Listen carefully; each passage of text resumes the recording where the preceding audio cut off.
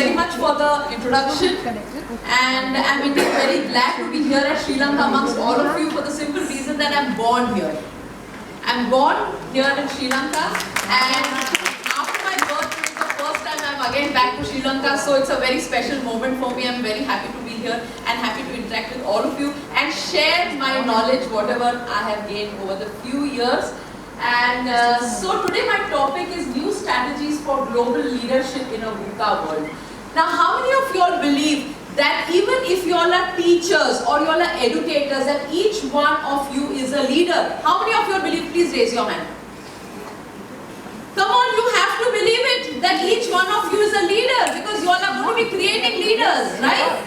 Yeah, so please, can I hear it loud and clear that yes, we are leaders? Perfect. So you all are leaders, doubtless, but now the leadership roles are changing every time. Why is it changing? Because the world is becoming a VUCA world. How many of you all know the full form of this acronym VUCA?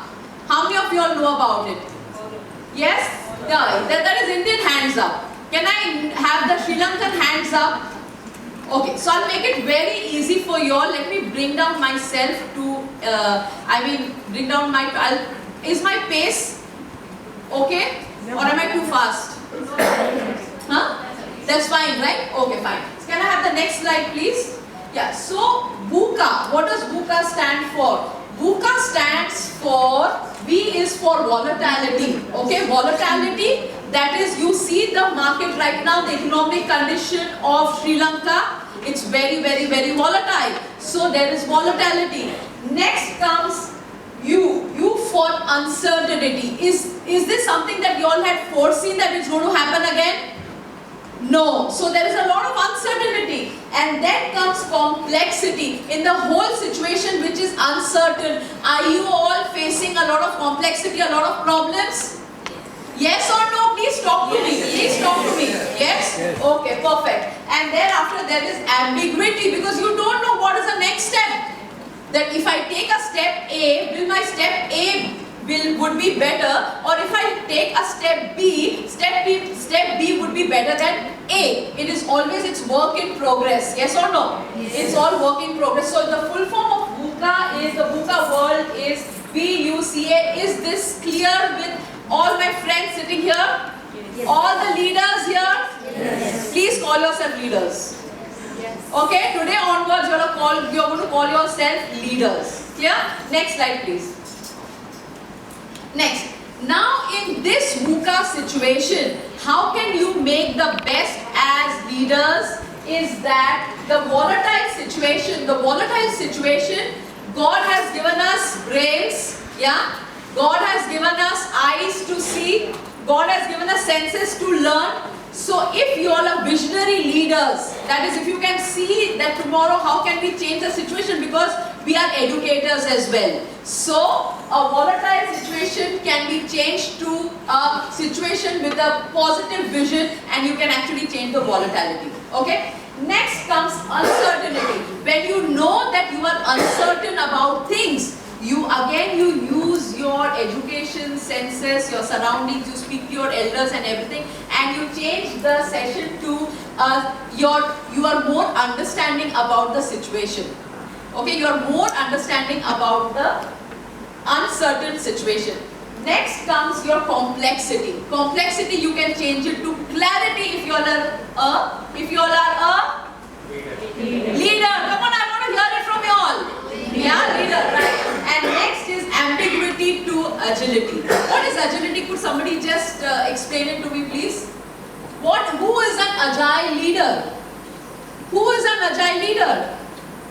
A leader who can adapt themselves to the situation is an agile leader. Who is flexible? Are you all getting me? My language is very simple, very, very simple language. A flexible leader, a person who can change and can mold himself or herself to a situation is an agile leader. And where you see ambiguity, you change the situation and you make it positive. So is this clear?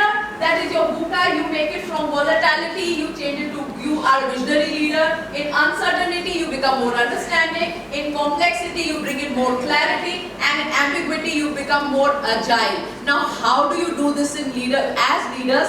It's just a 4-step way of doing it. I'll bring it to your notice. Yeah, come on, next slide, please. First is you need to have a growth mindset. Very important. What is a growth mindset? Anybody could tell me what's a growth mindset?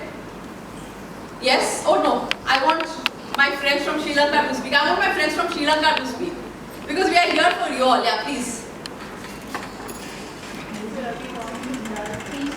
As a global nation. As a global nation. Okay, fine, I take that. Yes? Yeah, please.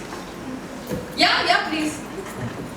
So growth mindset is actually a very important concept that is important for students, for us. In fact, any of us who have survived the pandemic, we surely had growth mindset. It simply means that we don't get bogged down by failures. In fact, we take failures as stepping stones and we move ahead. We consider them as part of the journey.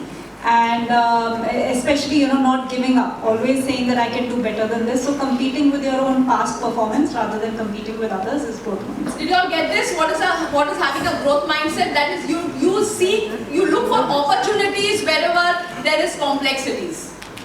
Yeah? Wherever the water is shaky, wherever you see that the situation is not right, but in spite of that, you go and you find a solution for that is having growth mindset. So there are 2 types of mindset. Thank you very much. There are 2 types of mindset. There is a fixed mindset and a growth mindset. But in a VUCA world, we all leaders should have a growth mindset. Perfect. Next slide, please. Next is global mindset. Yeah, global mindset. It is important because we are a global community. Today, all of us sitting here are a global community. We've all come here to discuss. So it is important that you learn from us and it is important that we learn from you. For the simple reason that the situations that we face, we have different solutions to a situation. Sorry, can I please have silence? Sorry, it's a little distracting. Sorry, thank you very much. Yeah. So it is important that we, I lose connect. Okay.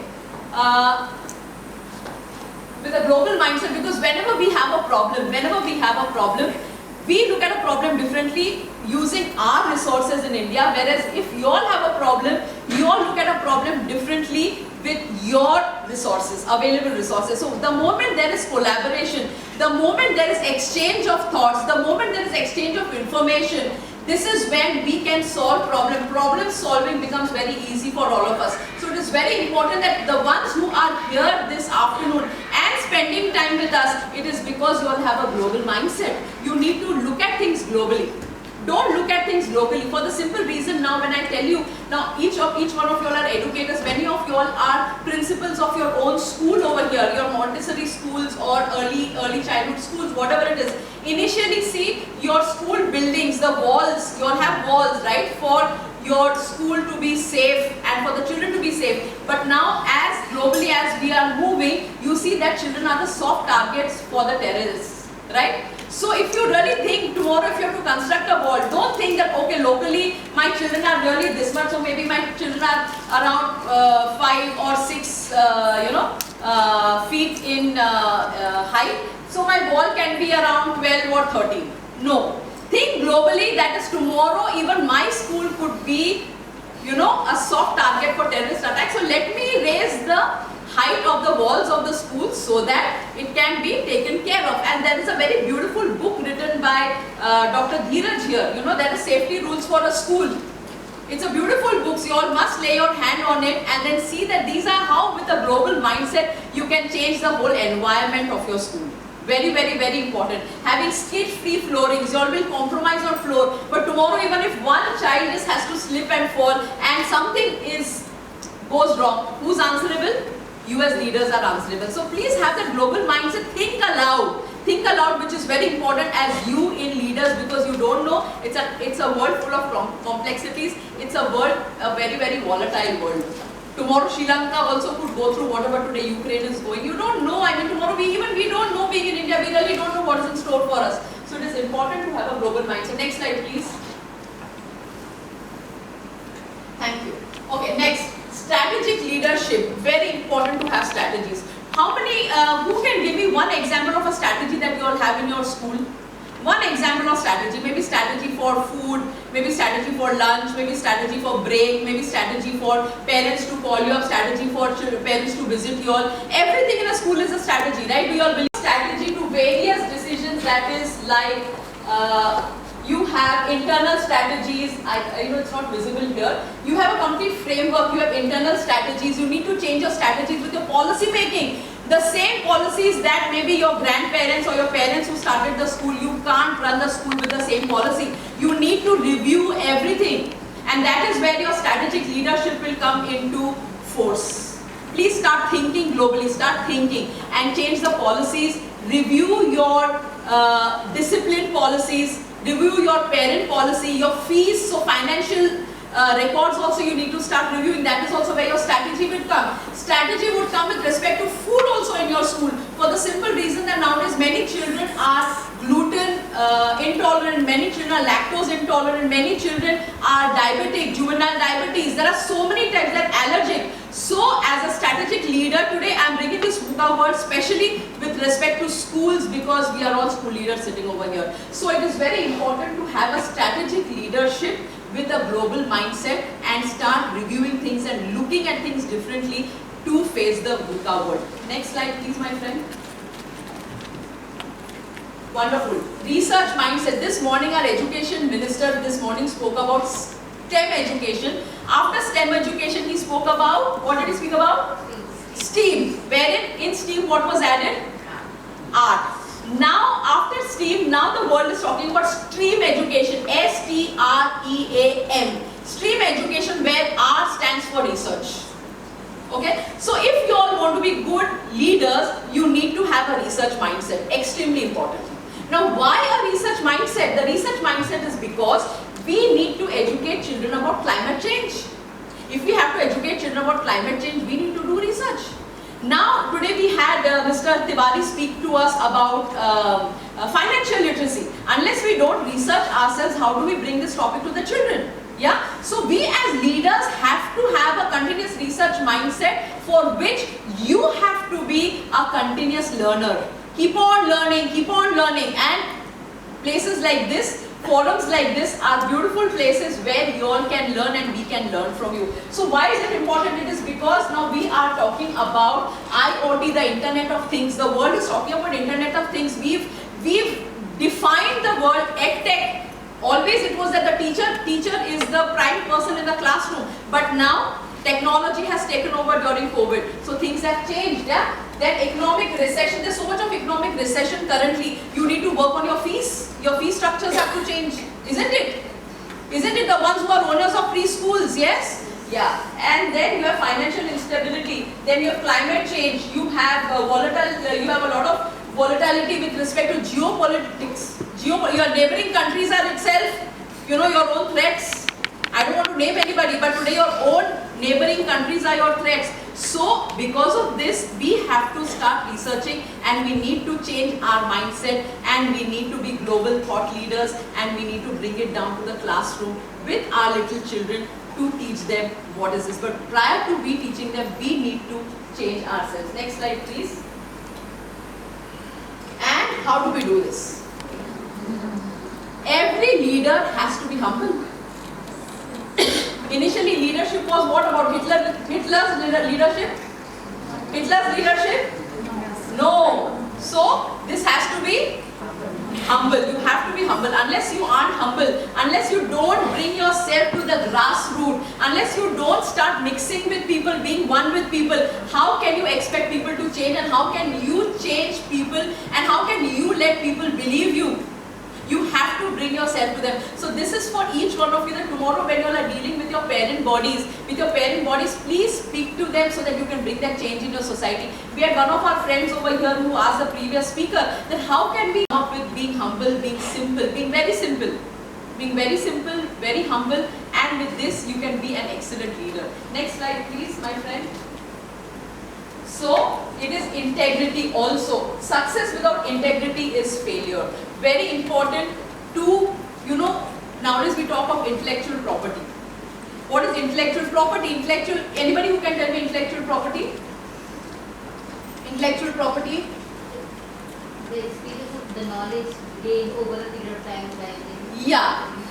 You are right. You're partially right. Yes. Intellectual property. Yes, my friends from Sri Lanka. Brain power.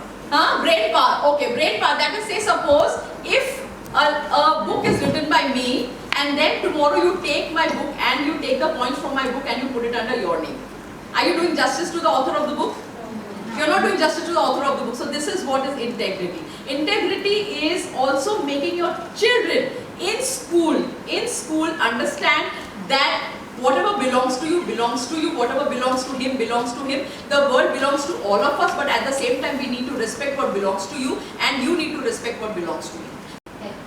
Ethics. You have to be very strong with your ethics. Very strong with your ethics. Your value system has to be strong. In spite of whatever is going around in the world, you can't shift your value system. Can you? That today there is corruption, okay, I'll also become corrupt. Okay, tomorrow there is some war, okay, I'll also take part in the war. You need to stand straight with your own values, and that is with integrity. So every leader needs to have this integrity, and each one of you as a leader needs to imbibe this quality of being having integrity. Next slide, please. And this is the time for change, and it is you who has to embrace this change. Embrace this change by living in this VUCA world and teaching this to your children, because you all are today the mothers. You know, in secondary and higher secondary school we can do a lot, but then you all are actually the stepping stone for the children. So it is for you, so your leadership is more important than our leadership at that age when children come to the secondary and senior secondary, because these are the functional years of the children, and unless you don't bring that change, it's not going to happen. So I would like to end this session with a short story. There was a farmer, okay? There was a farmer one of the days, because of heavy rains, he lost all his farm, everything he lost. But then one day the king wanted water. The king was very, very thirsty. He wanted water. He went to the farmer and he asked him for water. The farmer gave him water. He quenched his thirst. The king was very happy. So the king told him, okay, tomorrow I am going to reward you something. Whenever you need anything, come to me, come to my kingdom, ask me for whatever you want and I'll give you. So the farmer, one of the days, he thought, let me just go to the king and ask him for something, because I've lost everything, you know. In the rains, I lost all my farm, no crop, no money, nothing, let me just go. So when he went to the king gave him, as a token of his appreciation for serving him water when he was thirsty, he gave him a cinnamon farm. Sri Lanka is famous for cinnamon farming. Very expensive farm. Yes or no? Is it cheap? Is it cheap? No. So he gave him a cinnamon farm. And when he gave him a cinnamon farm, the farmer was very happy, very happy. Then one fine day the farmer saw the cinnamon farm. He said, okay, I can cut this and I can sell it. I can cut it, I can sell it. I can cut it, I can sell it. Okay? And this way he cut the whole farm and he sold the whole farm. Another day the land was barren, absolutely barren. Absolutely barren. And then he was wondering, what did I do? What did I do? So now tell me, what is the moral of the story? What do you get by the story? What do you get by the story? Yes? Yes, please. Plant once and then you cut. So that No, plant once and then you cut. No, he lacked a mentor. He didn't have a good mentor. Because initially also he lost his farm. He thought maybe that's the way we lose farms.